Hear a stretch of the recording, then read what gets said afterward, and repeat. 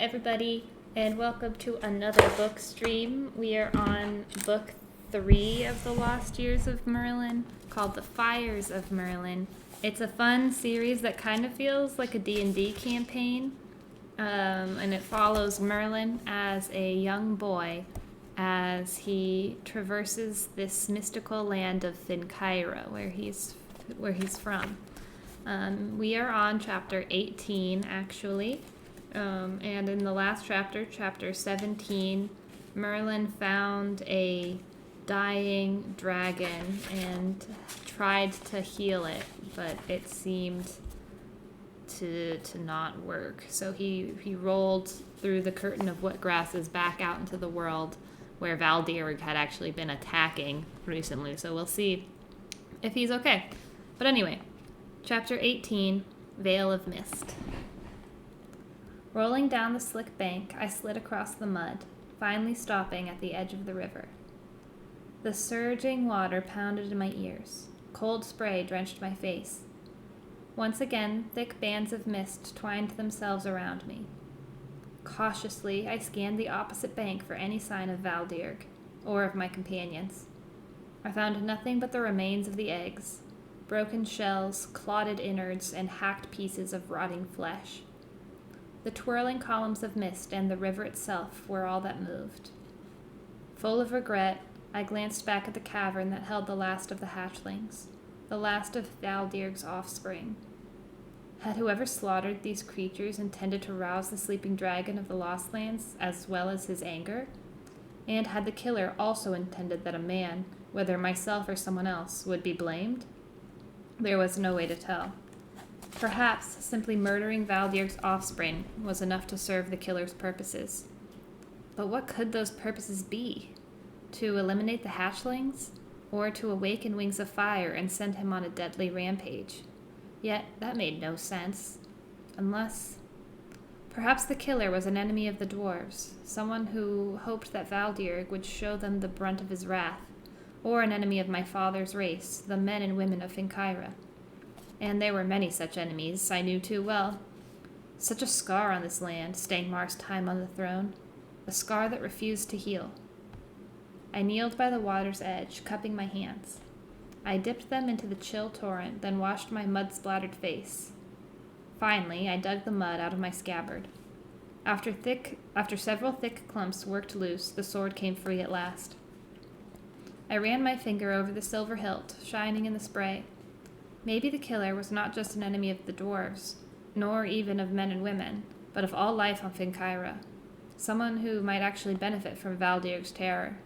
Someone like Rita Gower. Wiping my face on my sleeve, I frowned.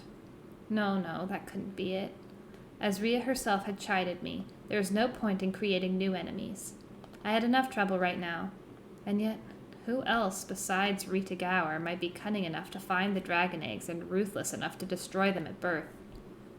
Something soared over my head, darkening the mist. Valdirg. He had returned. At that instant, a high, piercing shriek sliced through the moist air. It was not, I knew at once, the sound of a dragon. For this sound had assaulted me once before. I could not mistake it. It was the cry of a Krelix. I turned skyward, just as the bat wings appeared out of the mist. The Krelix dove straight at me, its deadly fangs exposed. My hand reached for the hilt of my sword, then froze. What good was my blade?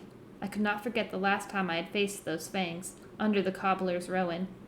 The shock, the sheer pain. Though I had none of my own magic left, I still had the fear. Plunging downward, the Krelix opened its blood-red mouth. 3 deadly fangs arched toward me. Another shriek tore the swirling mist. The claws raised to slice me to shreds. Suddenly, a dark form bolted out of the fog across the river. Ahriman. Clearing the waterway in a great bound, the stag leaped right into the path of the Krelix. With a colossal thud, they met in midair. I jumped out of the way as they came crashing down into the bank. Mud sprayed in all directions. The 2 of them tumbled into the river. Ahriman gained his legs first and lowered his rack to charge. But the Krelix, shrieking vengefully, lashed out with its claws, ripping the stag's flank. Even so, Aramon plowed straight into the beast, impaling one of its wings. Blood, both red and purple, swirled in the churning waters. I drew my sword, just as a flash of scarlet light erupted. Above the distant ringing of my blade, I heard Aramon's sharp cry as the Krelix struck again. The great stag faltered, slumping in the middle of the river. I leaped into the spray, swinging my sword as I ran through the waves. The Krelix whirled around. Like an enormous bat, fangs bared, it swiped at me with its uninjured wing. I dodged, but a bony edge gouged my cheek. As I jabbed my blade at its chest, a river stone slipped under my foot, sending me careening backward.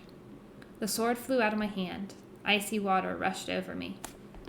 Before I could right myself, something heavy fell on top of me, pushing me deeper underwater.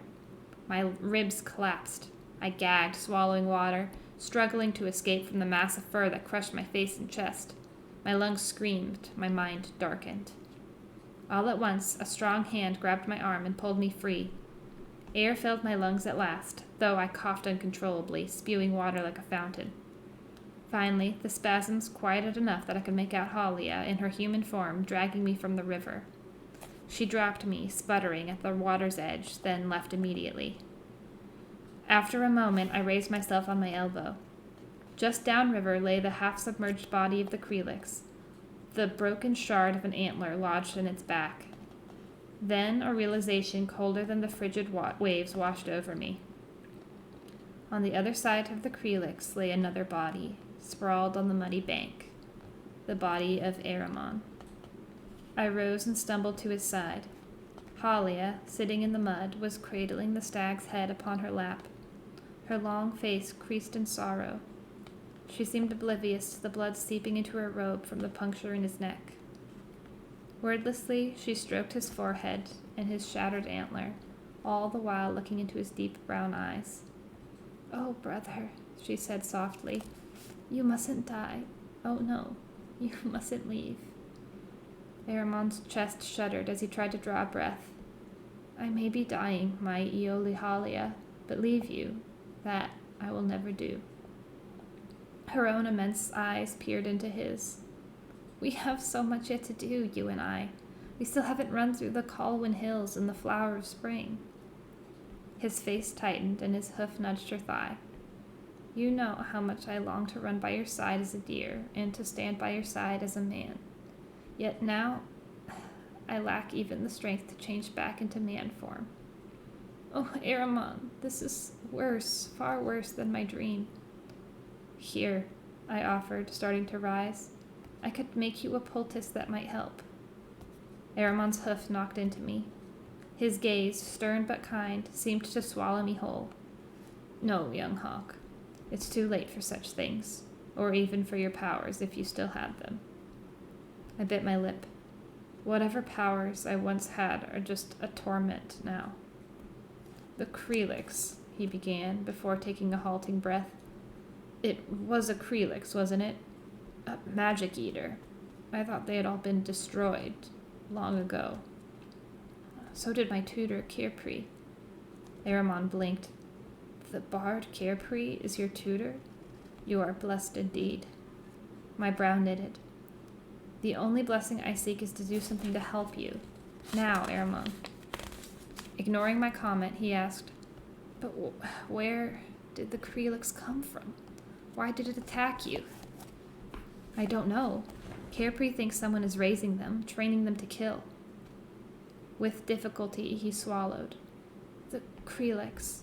It thought you still possessed magic, or else it wouldn't have attacked you." I shook my head. "The only magic I possess is what you gave me. It must have sensed that." Aramon winced. He turned toward his sister. "Forgive me." Blinking back her tears, she answered bitterly, "I will try." A wave of spray lifted off the water and settled on the stag with the softness of a candle's glow, caressing his blood-stained body.